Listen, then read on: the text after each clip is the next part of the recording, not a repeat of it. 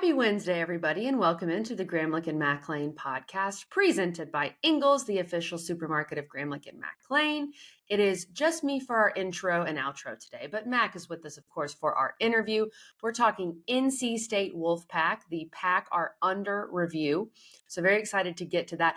And, we planned on recording this today. We actually had our big day where we went to Ingles in Clemson and did a bunch of shopping and then gave all that food to the Paw Pantry, which was really fun to shop with these gift cards and then just put all this food in all these carts.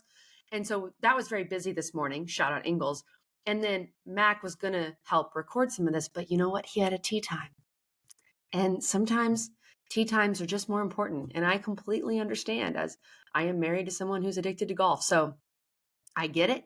It's all good, Eric McLean. I got you. And just want to say shout out again to Ingles, the way they helped us with our Christmas giving initiative. I mean, we just cannot thank them enough. And how much their impact is going to be in the community it's just hard to quantify. So let's get to a message from Ingles, and then we're going to get to our guest, Corey Smith, the editor of Pack Pride, at Corey Smith on Twitter. Very in the know with everything and anything NC State. So let's get to a message from Ingles, and then we will review the 2023 NC State season with Corey Smith. Did you know Ingles only sells USDA choice and prime cuts of meat? Maybe it's time to reward yourself. Our butchers cut all our meat fresh in the store every day. Grass-fed, organic, you name it. Not only that, we'll even cut it to order just the way you like it. And we grind meat fresh in the store multiple times a day. It's all in the bag. That's the best meat in town for the best folks in town. Ingles, low prices, love the savings. All right, guys, Corey Smith, we're going to the Pack. I've been really excited about this, man, because KG and I have been texting back and forth every time someone's in the portal going to NC State. We're just like, my gosh, this team is building quickly. But we've got to look in the rearview mirror for a second and talk about this team and everything they've been able to accomplish, everything they did this season, which was remarkable. So appreciate you joining us, man. Appreciate you being here. Yes, sir. Appreciate y'all having me on. It's gonna be fun. It's gonna be a fun episode. And again, when you look at this team, we kind of want to break it down into like 3 seasons in one season, because that's really how it felt to me. But even before that, Coach Doran kind of sent shockwaves through the ACC with bringing in Coach Anai, bringing in Coach Tujay. And I remember when that happened, I was like, this might be one of the more difficult teams in the country to prepare for, because you got Coach Gibson and that crazy ass defense and the things that he wants to do.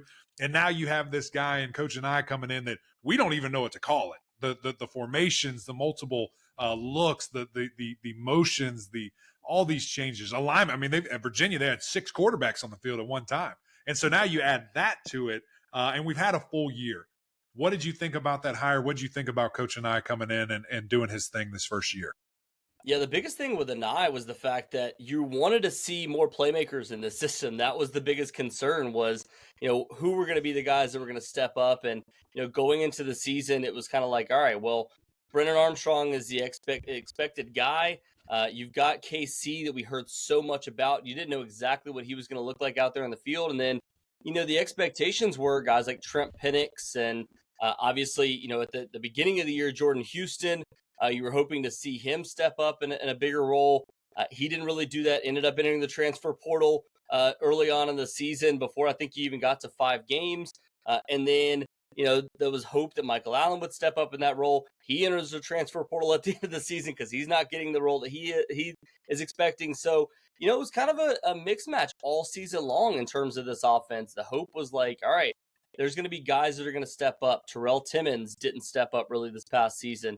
So what they ended up doing, midway through the season is going, all right, we're just going to put the ball in Brennan Armstrong's hands. We're going to put the ball in, at the time, MJ Morris's hands, and try to get it to KC, try to get it to Trent Penix, try to get it to these playmakers that can change this offense. And it ended up being Kevin Concepcion that stepped up in the biggest role for them. But yeah, I liked what I saw from Robert Anai's offense this past season. But man, I know we're going to talk about 2024 later on down the road, but like you look at what this offense could become, especially with some of the guys they're bringing in and knowing what roles they're going to fit. It's really exciting for what the future looks like too. So, Corey, let's talk about this season in my opinion, I see it in kind of three different parts, okay? You have the beginning, the first four games where you squeak by Virginia, kind of squeak by UConn, have the Notre Dame game.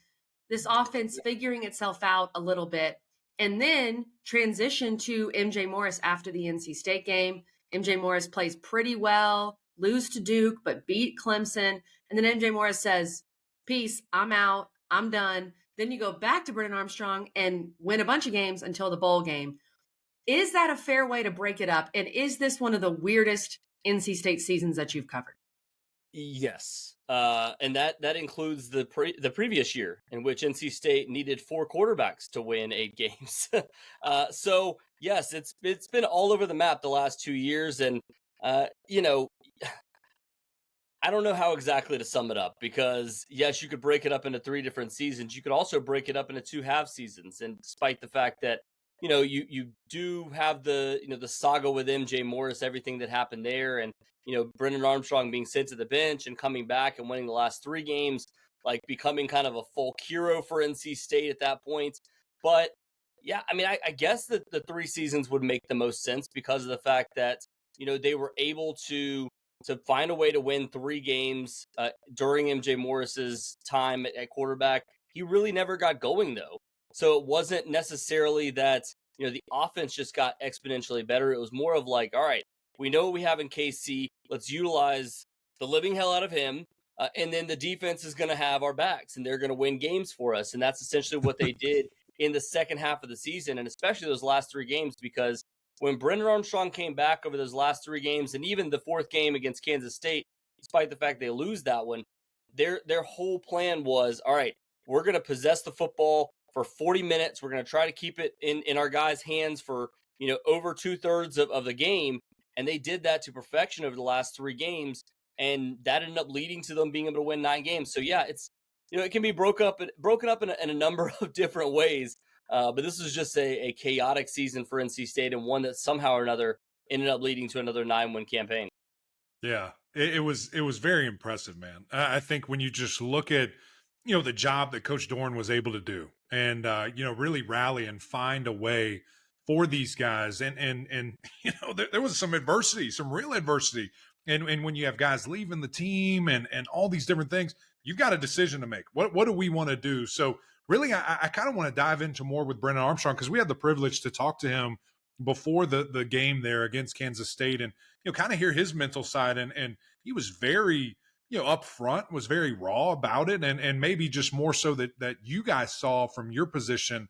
How was he able to do that? I mean, how was he able to go from getting benched to, hey bud, we need you back, we need you in this game, and we need you to go and win us some football games, and he delivered.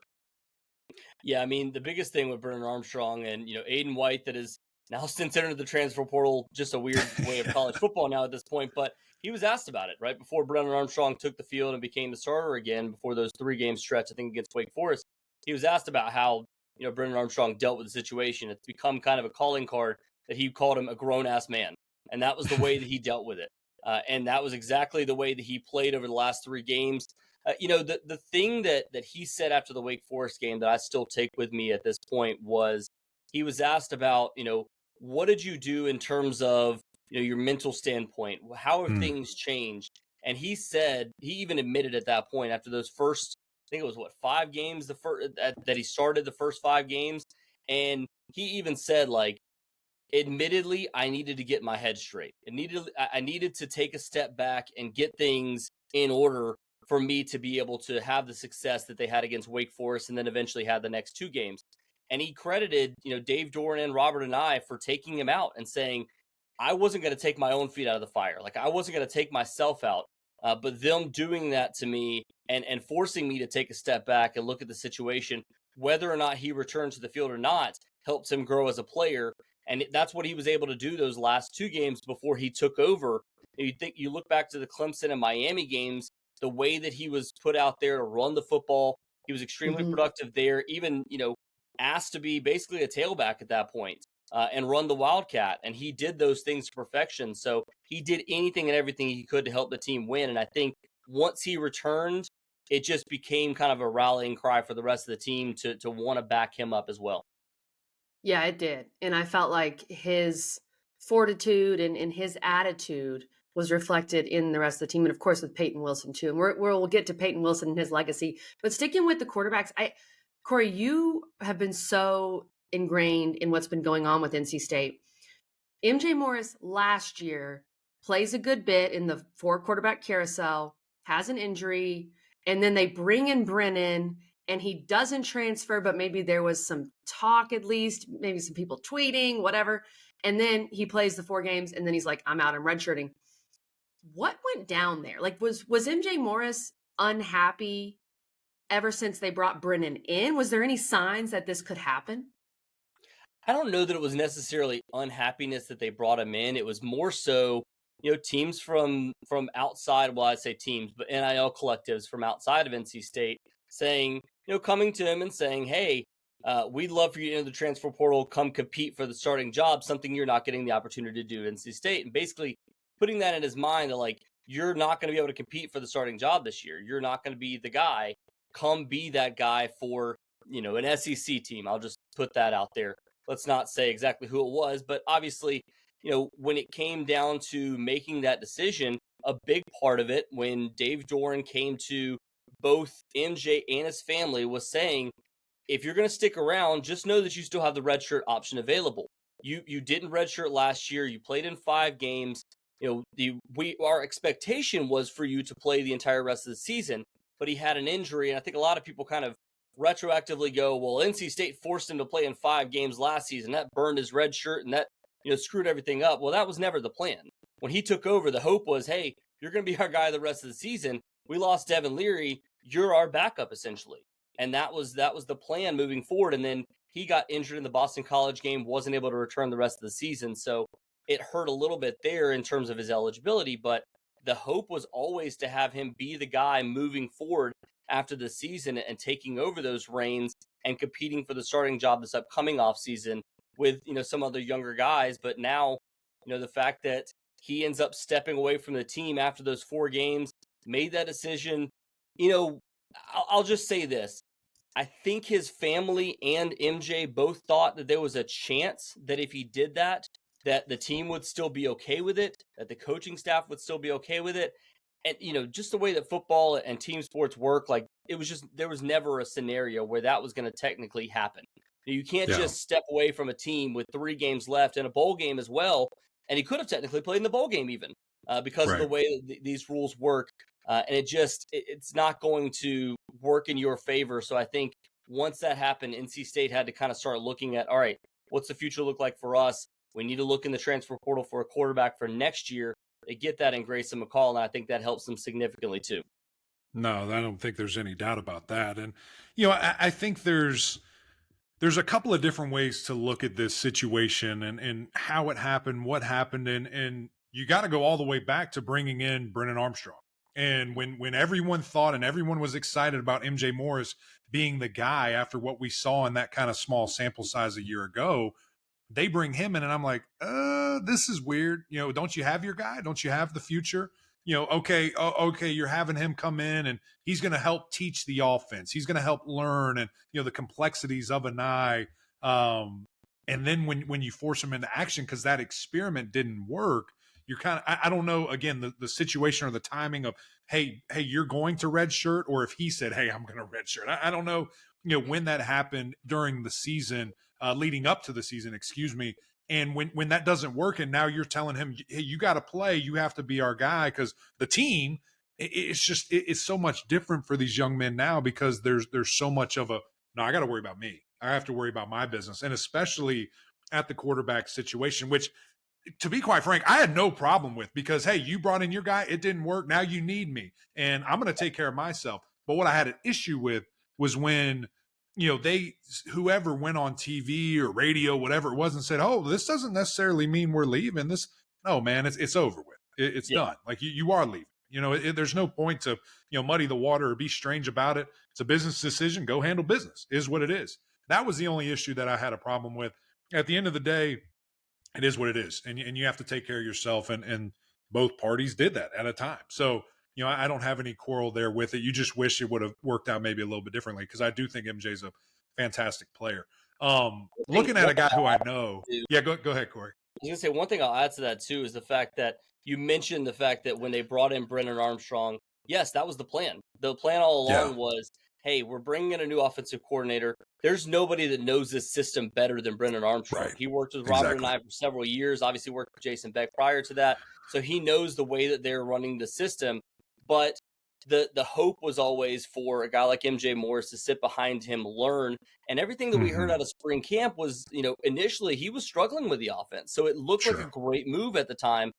Fall camp, he emerged a little bit more, but from the sounds of it, the issue that I think MJ Morris and his family kind of took with it, and obviously his family being a pretty critical part in all this, as we've come to find out. You mentioned, somebody out in the media that was his dad that mentioned something Right. about it, but their whole plan all along was for this to be a learning year. And then when they threw him in, the issue that they took with it was the fact that he wasn't being given reps with the number ones. He hadn't been given reps with the ones throughout fall camp, hadn't been given reps with the ones throughout the season. And for obvious reasons, you want those reps to go to your starting quarterback. And Right. so when he was thrown in, there was a lot of new pieces that he wasn't used to, a lot of new things that he wasn't used to with those particular guys. I think that was the issue they took with all of it. But in hindsight, this was a move that I think works out for both sides. MJ Morris gets another opportunity out at Maryland for NC State. Again, Grayson McCall coming in for, more than just a 1-year bridge. He comes in as a guy Right. that can lead this team to being, extremely successful next year and allow other younger guys that are coming into this system a chance to prepare too. Right, which I think people are, excited about, and the things that he can do, and we'll touch on that even more here in a second with some additional guys that are in the portal that I'm excited about, and I think are really going to be big time impact players. Of course, it's easy to sit here and say that in January. We'll see when spring ball and things like that start to happen. But one guy that, man, just left such a great mark, and I will never forget when this network started, and we're talking with Coach Dave Doran, and we're at practice or talking, and he goes, "See that number 11 right there? He's going to be a heck of a player." And, Mm-hmm. we're like, who the heck is that? Who is this guy? Oh, a young freshman? Like, come on, coach. And then now seeing him go through everything that he went through, the hard times, the great times, the true evolution of becoming a man, at NC State was so fun to see from Peyton Wilson. How about from your perspective, Corey? Can you just kind of take us, we don't have to go through 5 years or 4 years worth of stuff here. But just who he was when he got there versus the man he is, the leader, the one of the greatest players I think in NC State history when it's all said and done. Yeah, the thing about Peyton Wilson when he came in NC State, he was just supremely talented, and that was known. Everything that he did at Orange High School. The only question he had coming in was the competition that he faced. That was really it. I mean, he was a guy that I believe, if I remember correctly, I think his injury that he had at the end of his senior year of high school at Orange was actually on special teams. So that goes to show you, how big of a team player he was. That even being a 4-star athlete, a top 50 overall player, top 5 linebacker in his class, he was still going out there and playing on special teams for that team as well. And when he came in, there was some immaturity. There was some, all right, I'm gonna go in, I'm gonna be the guy. It doesn't really matter. He ended up having an injury in the 2019 season, and that led to Drake Thomas actually having a breakout season, being the guy that was able to start as opposed to Peyton Wilson. And then you saw it in 2020, like the breakout season for him. But there was a lot of things that he still needed to work on, particularly missing tackles. He over pursued a lot. There was a lot of things that needed to be cleaned up for him. And the hope was in 2021, all right, this is going to be, his season. He does that. He does all those things. And then, has the injury at the end of the 2020 season. So that made some questions after 2021. All right, he's going to come back and actually the 2021 season was when he had the severe injury and missed the entire season. 2022 was when he had another great season, actually broke some career highs for him. And then this past year, it just all came. I mean, it was all everything you could have asked for in a final season for him. Not only being healthy, which was never guaranteed, but also, racking up the tackles that he had. And a big part of that was the fact that it wasn't just, that he just had a ton of tackles. It was, he made game-changing plays. He finished with the most tackles for loss he's ever had the most sacks he's ever had, and then also emerged as an elite coverage guy too. Right. And I believe he had the best, if I remember correctly, according to Pro Football Focus. This is it's been over a month since I've looked at some of these stats, but the stats that he had for the season was like over a 90 grade for coverage. And it wasn't like he just was asked to do it a couple times on running backs or linebackers. Like, he was taking on some slot receivers too and doing great things. Led the team in interceptions with 3. Ended up having 1 that was returned for a touchdown against Clemson. I'm sorry, guys. But all of those things that he did this season, leading to the Bednarik Award, leading to the Butkus Award, All ACC first team again, consensus All American, All ACC or ACC Defensive Player of the Year. And the thing that you take away from what he was able to do and the legacy that he leaves at NC State is not just the way that he did it on the field, but the way he did it off the field too. Because the leadership standpoint, he didn't embrace that when he first came in NC State. Like, he didn't want to be the guy that was looked at as the leader. And even to the point where he was asked before the season, do you want to wear the number 1 jersey, which ultimately Davin Vann ended up wearing? And he said, no, I don't want to do that. I don't want to be looked at as that guy. I just want to be that guy. I want to go out there and lead the team and do the right things. And there was a lot of plays this year that he ended up kind of cleaning up for some other guys. They're going to have to look at tape and go, all right, we don't have that guy anymore. So it's going to be a big learning curve for this defense next year, especially the linebackers. But the things that Peyton Wilson did at NC State and the way that he changed his program, especially for what Tony Gibson's defense has become and what it can continue to be now because of other people seeing what he's become, is just immeasurable for this team. Well said, Corey. Well said. I want to ask about 2024, but I just want a yes or no answer from you. They're retiring Peyton Wilson's jersey, right? I mean, they have to, right? Like, I'm going to say yes. Okay. I'm going to say yes. They haven't done it for a couple of guys. There's, Bradley Chubb, Mario Williams. When you wear the number 9, they have the patch now. Savion Jackson wore it the last 2 years. So I would expect to at least see that. The only number that's retired at NC State that you cannot wear anymore is Phillip Rivers, number 17. Yeah. But there's a lot of names. I expect him to at least be in the Ring of Honor, at least have one of those patches if guys ever wear the number 11 again. But I mean, there was a lot of talk about statues this past season. That's how good of a big of a legacy that he's left at NC State. We'll see. Stay tuned for that one. I think you definitely retire the jersey. Statue, who knows? We'll see. Let's look at 2024, Corey, because you mentioned, of course, Peyton Wilson moving on. No more Peyton Wilson, which he's been such a fixture for NC State. But NC State has done really well in the portal and had a really good signing day too. But when you think of Grayson McCall coming over from Coastal, Jordan Waters coming over from Duke, that was a splashy get that really surprised me and I think should excite NC State fans. So, and of course you bring back KC Concepcion, who we haven't even mentioned yet, which is crazy because he was the best player on the field for most of the year for NC State. So what does 2024 look like with these new faces pairing with some of the old, like Concepcion? I'd love to know right now. We'll see. You got to tell us, Corey. You got to tell us. I know. You tell us. The one word that comes to mind for me over and over again every time I look up and down, especially the transfers that are coming in, but also I'll talk about the commitments that they have to the signees as well in just a second. But it's just explosive.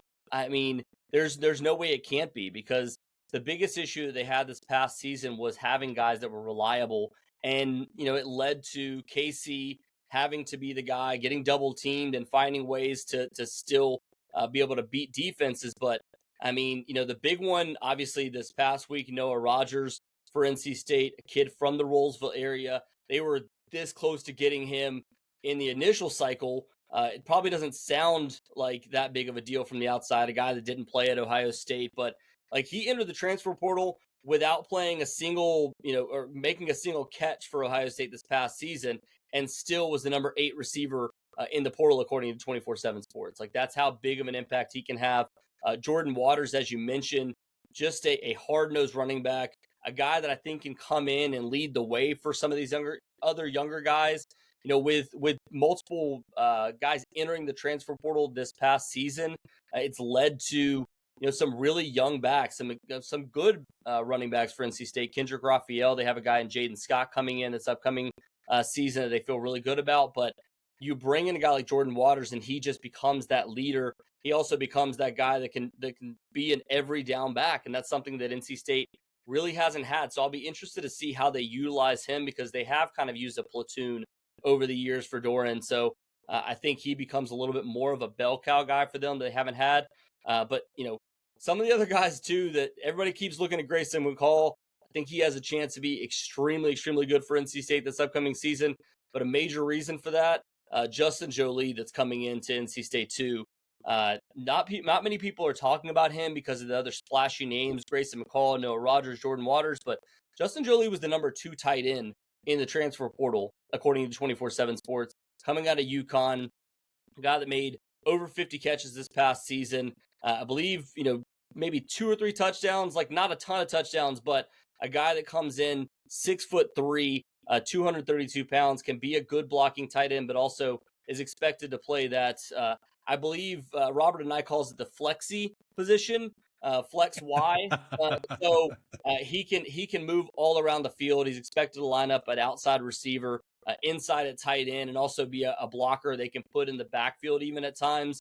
So he's a big addition. Wesley Grimes, another big addition, coming over from Wake Forest. Not a ton of stats on him, but a guy that NC State really, really wanted, another 6'2" outside receiver. And that's not even talking about, I know you guys have probably seen Jonathan Paylor, a guy that South Carolina really wanted this past offseason. They didn't get him. He comes to NC State, 4-star, top 150. He's listed as a running back, but he expects to play wide receiver. We've talked so much about him being compared to Naheem Hines, but his comparison that he wants to be known at is Tyreek Hill. So we'll see. Go ahead. He's shooting for the stars with that one, but then the other guy too, Terrell Anderson, a guy that is a 6'3", 200-pound receiver that's coming in NC State. We heard so much about him at the Army All-American Bowl this past week, and what he was able to do. I think there's just a ton of weapons for this offense. The big thing is going to be, how does this offensive line hold up? Does it continue the trajectory that it showed over the last 5 weeks? Eric, I think you know plenty about the offensive line, and how important those guys can be for the overall team too. Not just the sexy options on the outside, but there's a lot going on with this team, and I think the transfer portal has a chance to change the trajectory of this team for next season too. Yeah, I don't think there's any doubt. And you get a couple of really key guys from the portal. Zeke Correll coming in, guys that just can make an impact on that offensive line really quickly, I believe in big guys. And, that's big people hurt little people. Okay. So that's a good thing to have on the football field. Last thing, and we'll get you out of here, brother, is looking at the schedule. I know we don't have any dates yet for the ACC games, but it looks like week 2, I guess that's week 2, unless you guys have a bye, against the Volunteers in Charlotte. Man, what an opportunity that is to just blow the season open. And you talk about expectations, you talk about excitement. Maybe we were 2 years early when we were so excited about what NC State could do and make a big postseason run. What do you like about the schedule? What do you think about it? And, having Stanford come over, some of these other teams, the travel, you guys going to Cal, what were your overall thoughts when you see the teams that you guys are playing? Yeah, the early ones, obviously, as you mentioned, Tennessee, that's a big litmus test for both NC State and Tennessee. And NC State will face Western Carolina the week prior at Carter Finley, so they get a chance to get, kind of a soft opening, get an idea of where each one of these guys fit into your offense, get an idea of what Grayson McCall looks like, against a team. Again, we know a lot about Grayson McCall, but how is he going to fit with this offense? How is he going to fit with all these new guys that are in the system? We know that, for the big thing for NC State is bringing all these guys in. How good is the defense too? Because there's a couple transfers that are coming in for the defense that they really like.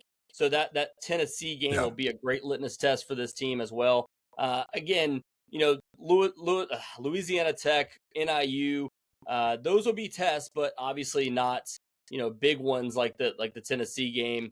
When you look up and down the schedule, the reason why a lot of people feel really confident that NC State has a chance to not only compete for an ACC championship next year, but potentially try to get their way into the college football playoff. And I know this is foreign for NC State fans. Like, you shouldn't talk about these types of things, but there's a lot of talk about it this offseason because of the fact that when you look at the schedule, you go on the road to Cal, a team that we don't know who their quarterback is going to be at this point. You go on the road to Clemson, a team that has been obviously, a juggernaut for years, but has not been that the past few years for Dabo Swinney. So it'll be interesting to see how that matchup, where that one ends up landing on the schedule for both of these teams, because if Right. it's an early season one, both teams still trying to figure things out. But if it's a late season one, it's like, all right, this could be for a chance to get to the college football playoff. This could be for a chance to, potentially have a rematch in the ACC championship game if both these teams Sure. live up to their expectations with all the guys they have coming back. At Georgia Tech is going to be tough. The Duke game at home, while Duke has a new head coach, they're still bringing some guys back. And obviously, Manny Diaz will be looking at that game as a chance to make a splash in the state of North Carolina. And then, the rest of them are going to be games that NC State feels like they should win. Stanford at home, Syracuse at home, Wake Forest at home. Yes, I know Syracuse going through a lot of changes and bringing in plenty of guys. I know Kyle McCord, they feel really good about him, but this is a open opportunity for NC State to try to come out and, not hit any speed bumps, not trip over their own feet. And if they do that, you finish 11-1. Obviously, the game at UNC is going to be the one that's closing everything out, but you have a chance to really put yourself in great position to not only push for an ACC championship game, but try to get into that college football playoff when it expands to 12 teams next year. Yeah, no doubt. You got me excited, man. 11-1. Is that what we're thinking going into that Carolina game? Is that kind of where you are? Or you just, where are we at? I mean, again, it all comes down to that game at Tennessee, a game against Tennessee. It's going to be in Charlotte. If NC State wins that game, that sets the tone for the remainder of the season. You find a way to take down Tennessee. I know they feel really good about Nico and where their quarterback situation is going into next year, but he'll still be a young guy going against an experienced offense. This is all an offense that still needs to come together, but it's not like you just brought in a bunch of young guys and you're just expecting them all to gel. Right. You brought in a Grayson McCall that's entering his 6th year. Justin Jolie has 2 years of eligibility remaining, but he's been a starter for years for UConn. You bring in, guys like a Wesley Grimes that's been chomping at the bit to be the guy. KC that's coming back that's already been the guy for NC State. And then Jordan Waters at that running back position. You got experience all over the field going against, a team that still needs to prove itself in Tennessee there at the very beginning of September to kind of set the tone for your season. If you win that game, I mean, 11-1 doesn't seem like too much to ask, unless you slip up at Georgia Tech, you slip up at Clemson. Obviously, you lose one of those games, you could enter that game at the end of the season against UNC as a chance to go for double-digit wins, if not go for 11 at that point. Come on. Well, let's do it, man. That's what I'm excited about. Let's make it happen. Corey, this was so much fun, brother. We appreciate your time, appreciate your insight, and we're going to have you on before the season kicks off here, man. We're going to have to get you back on to talk about these Wolfpack. Yes, sir. Appreciate you guys, as always.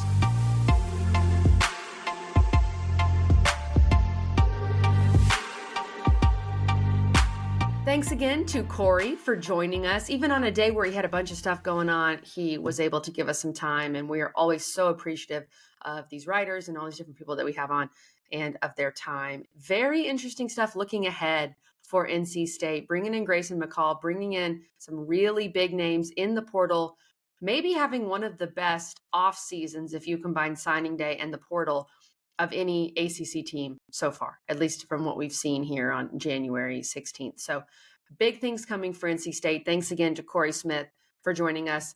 And remember, guys, go subscribe on YouTube. We're almost at 4,000. We are like this close. So would really appreciate that if you could subscribe on YouTube, subscribe on Apple Podcasts, Spotify, wherever you get your podcast. Leave some comments below. We've seen a lot of comments, people going back and forth. If you have any questions or just comments in general under the podcast, we would truly appreciate that. So thanks for tuning in.